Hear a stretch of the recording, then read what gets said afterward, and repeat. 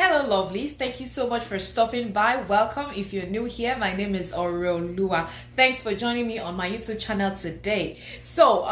Yesterday I actually uploaded a short review already. For those of you following me on my Instagram, I'm sure you would have identified my top 2 picks for this week. And also I would like to know by using the comment section down below if this is something you want me to continue doing. Do you want me to just give you my topics for the week, or you want me to review a number of movies for the week and not just tell you which ones are my top pick? Please use the comment section down below. Okay, so today I want to talk about 2 Nollywood movies that I saw during the week. I think I'm encouraged.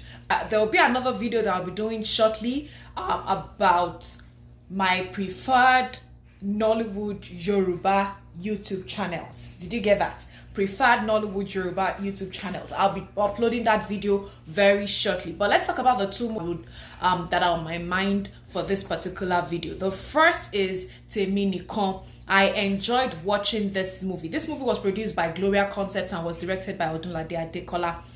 I like the message of this movie. It's relatable. We know that men were created with ego, right? But there is this understanding that it would be very good for every married man to understand that even when God created a man and a woman, he did it for a purpose. He said, I want to create a helpmate. You get that? Okay, that's a discussion for another day. But I just wanted to bring that reminder to our men out there. It was just an interesting story. Besides the interesting parts, I liked the overall message, which is what I stand for on Nolly Reviews. The overall message of this movie was spot on. It was relatable. The way Muyiwa himself got the overall lesson in this movie, the way he learned his lesson, was pretty interesting. You can't change the hands of time for God, never. It is only when he is ready to do something that he does it. Almost all the characters in this movie, they are great faces to see, and they are not newbies in this business. I'm talking about Fatia Williams, I'm talking about Odunlade Adekola, Yomi Fashlanso, and most especially Yinka Quadri. I don't want to say too much about the movie, but if you have not seen it, it might be a movie you're interested in watching. So the next movie that I wanted to talk about, this one was actually produced by Korede Wealth Obasan. And I've seen a number of his movies. It does not just produce movies like every month or every year, but when it does, it is something that you can actually sit back to enjoy. And this particular one that I'm about to talk about is not an exception. I'm talking about Eru ATI Omo. Like I mentioned earlier, I already reviewed this movie on my Instagram page, so you can go check it out. On that particular post, I mentioned that the first few minutes, say 10-15 minutes into this movie, I felt like it was a movie I had seen before. I felt like it was a story I had seen before. And I mentioned that the particular movie that came to mind, even though I can't remember the title right now, you cannot expect me to remember the title of movie when I watch movies. If you're in my shoe, would you remember? Okay, so this particular movie that I felt like I've seen before was what actually casted Jide Awobono.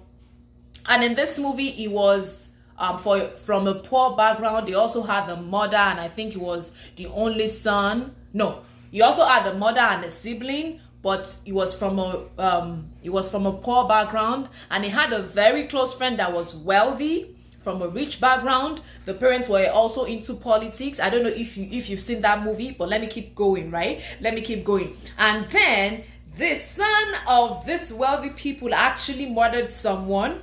He did something bad, and then they roped in the other guy, acted by Jide Awobono. Whereas the rich boy was made to travel outside the country. So you see the connection there, right? You see the connection. The only thing I really liked about this movie that Eru ATI Omo, produced by Korede Wealth Obasan, was that the dynamics changed at some points.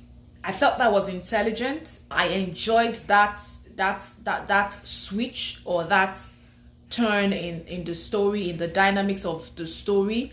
I liked how it ended, and I liked the lesson. You know, I don't know if this is something that will ever stop, but I think it's more of a mentality thing, that you say that one person is a slave while the other person is a rich kid. Now, do not let me forget the lead, should I call her the supporting actress right now? I'm talking about Mrs. Disu in this movie. I've seen a lot of comments, a lot of remarks about her acting, and I must not go without mentioning her character, Mrs. Disu. I think her real name is Olajumoke. She did a fantastic job. She delivered her role. It was like when you know, I hardly use this phrase that says she lived that role. For this particular movie, I would say that she lived that role. It was just natural to her, and I think that is one thing viewers really enjoyed, especially regarding this movie and her character. Overall, I think this was a fantastic story. It was well delivered. I enjoyed watching it. And the sound quality, oh my goodness. The sound quality was something to write home about. Almost immediately after watching that movie, there was another movie I saw, and I could not help but compare the sound quality. Anyway, guys, this is where I'll be stopping today. If you have any comments regarding two of the movies I mentioned today, or anything I mentioned earlier in this video, please use the comment section down below, and I promise to get back to you as soon as I can. Till next time, if you're not subscribed, please do so. And remember, God loves you. Bye.